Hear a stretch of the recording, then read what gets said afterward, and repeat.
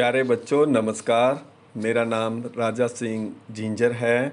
आज हम 12वीं कक्षा के इतिहास विषय के एक पाठ ईंटें, मनके तथा अस्थियां हड़प्पा सभ्यता पर बातचीत करेंगे। हमारा प्रमुख उप विषय रहेगा मोहनजोदड़ो और मोहनजोदड़ो की प्रमुख विशेषताएं।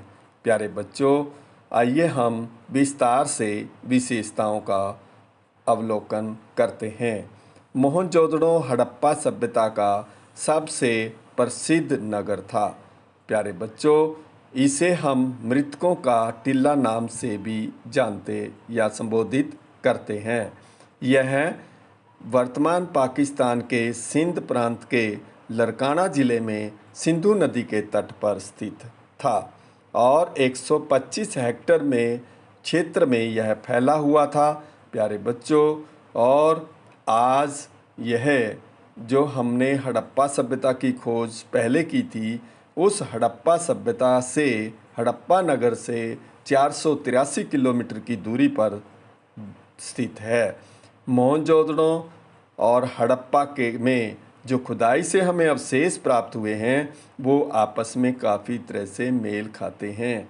अतः हम कह सकते हैं कि मोहनजोदड़ो भी हड़प्पा सभ्यता का एक प्रसिद्ध नगर था। प्यारे बच्चों, 1922 में राखल दास बनर्जी ने मोहनजोदड़ो की खोज की और यह मोहनजोदड़ो एक उच्च कोटि की नगर योजना का उदाहरण माना जाता है और दो भागों में विभाजित होने के कारण हम एक भाग को दुर्ग जो ऊंचाई पर बना हुआ है और निचले भाग को हम निचला शहर के नाम से पुकारते हैं। आइए जानें दुर्ग में क्या क्या है। प्यारे बच्चों, दुर्ग में राजा, उसके अधिकारी रहते होंगे और दुर्ग काफ़ी ऊंचाई पर बनाया गया था और इसके चारों ओर जो है 4 दीवारी निकाली गई है ताकि इसको सुरक्षित रखा जा सके।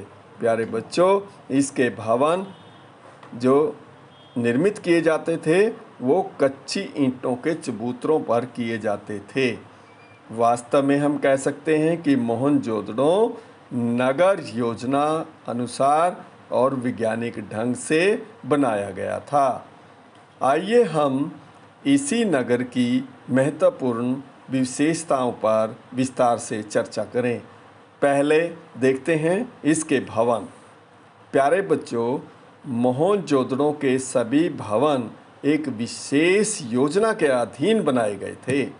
इन भवनों की सुरक्षा करने के लिए या बाढ़ से भवनों को बचाने के लिए ऊंचे चबूतरों पर इन्हें बनाया जाता था और इनकी नींव गहरी होती थी और भवन पक्की ईंटों के बने हुए थे।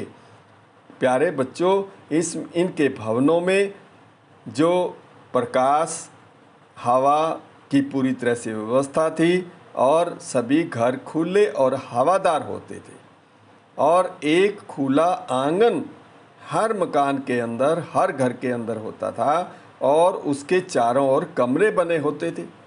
प्रकाश की समुचित व्यवस्था, रोशनदान बनाए जाते थे जिसके लिए प्रत्येक घर में रसोई घर, शौचालय और स्नानागार का प्रबंध था। प्यारे बच्चों, खुदाई के समय यहाँ से लगभग हमें 700 कुओं के साक्ष्य मिले हैं। ऐसा अनुमान लगाया जाता है कि प्रत्येक घर में कुआं होता था और घर से वर्षा का पानी, गंदे पानी की निकासी के लिए छोटी छोटी नालियां बनी हुई थी। आइए हम विशाल स्नानागार पर बातचीत करें जो कि मोहनजोदड़ो की प्रमुख विशेषता का उदाहरण है।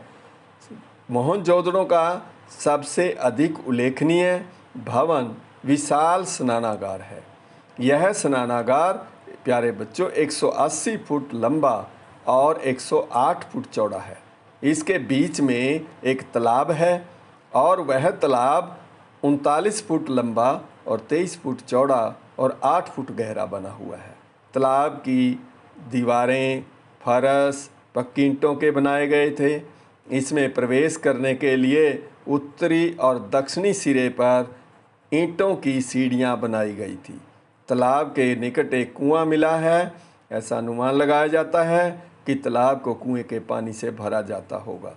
तालाब में गंदे पानी के निकास के लिए अलग अलग नालियां प्राप्त हुई हैं और उन नालियों से तालाब के गंदे पानी की साफ सफाई होती होगी। प्यारे बच्चों, इसके चारों ओर बरामदे बने हुए हैं और बरामदों में एक 2 मंजिला कमरा है।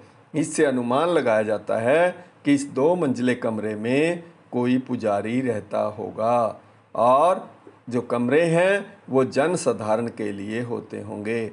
इस प्रकार समझा जाता है प्यारे बच्चों कि विशेष त्योहार पर यहाँ पर सभी लोग स्नान करने के लिए आते होंगे।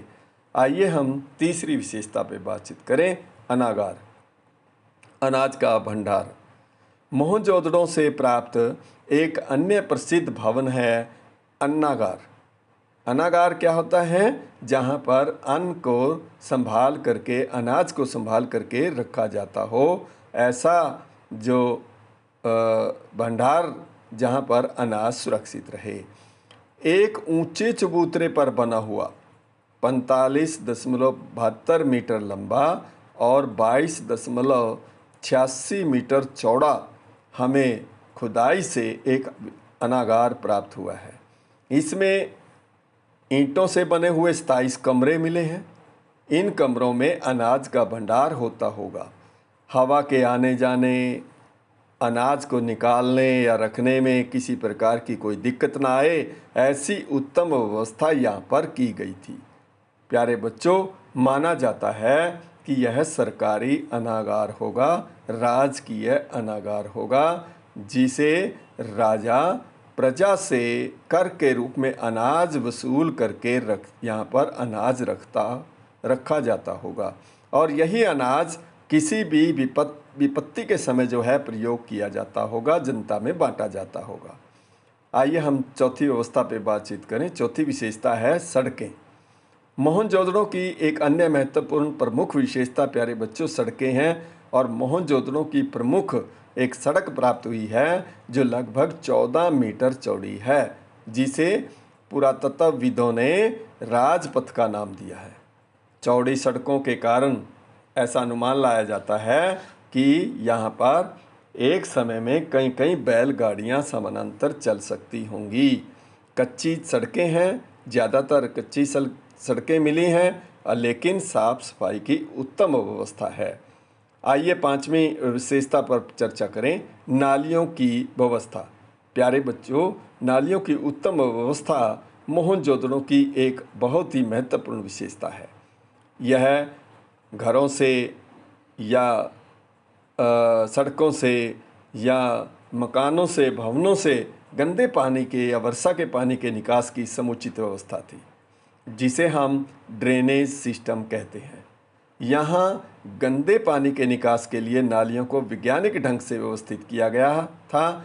घरों की छोटी छोटी नालियाँ घर से बाहर बड़ी नाली में मिलती थी, जो सड़क के किनारे या गली के किनारे पर बनी होती थी, और फिर वो नालियाँ जाकर के एक बड़े नाले में शहर से बाहर जाकर के गिरती थी। इन सभी नालियों को पक्की ईंटों से बनाया गया था और सभी नालियों को ढका जाता था ताकि इसके अंदर कोई कूड़ा करकट ना गिरे, और समय समय पर नालियों की समुचित साफ सफाई की जाती थी। इस प्रकार प्यारे बच्चों हम कह सकते हैं कि नालियों की इतनी अच्छी और उत्तम व्यवस्था प्राचीन काल में किसी अन्य देश में नहीं मिली है और यह एक नगरीय सभ्यता का उदाहरण प्रस्तुत करती है। इस प्रकार हमारी 5 विशेषताएं भवन, विशाल स्नानागार, अनागार, सड़कें और नालियों की व्यवस्था।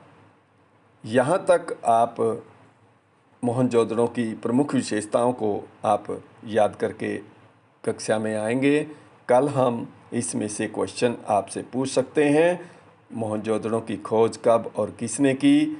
मोहनजोदड़ो का दूसरा नाम यानी मृतकों का टीला कह सकते हैं, वो क्या है? और दूसरा जो है, इसको 2 भागों में बांटा गया, ऊपरी दुर्ग और निचले को निचला शहर कहा गया और चबूतरों पर बने हुए भवन एक वैज्ञानिक और नगर योजना के अनुसार निर्माण और भवनों में 700 कुओं के साक्ष्य और विशाल स्नानागार, उसकी लंबाई चौड़ाई और उसकी व्यवस्था को हम देख सकते हैं। अनागार के बारे में इसी प्रकार से सड़कों और प्यारे बच्चों नालियों की समुचित व्यवस्था के बारे में हम आपसे क्वेश्चन पूछ सकते हैं। धन्यवाद।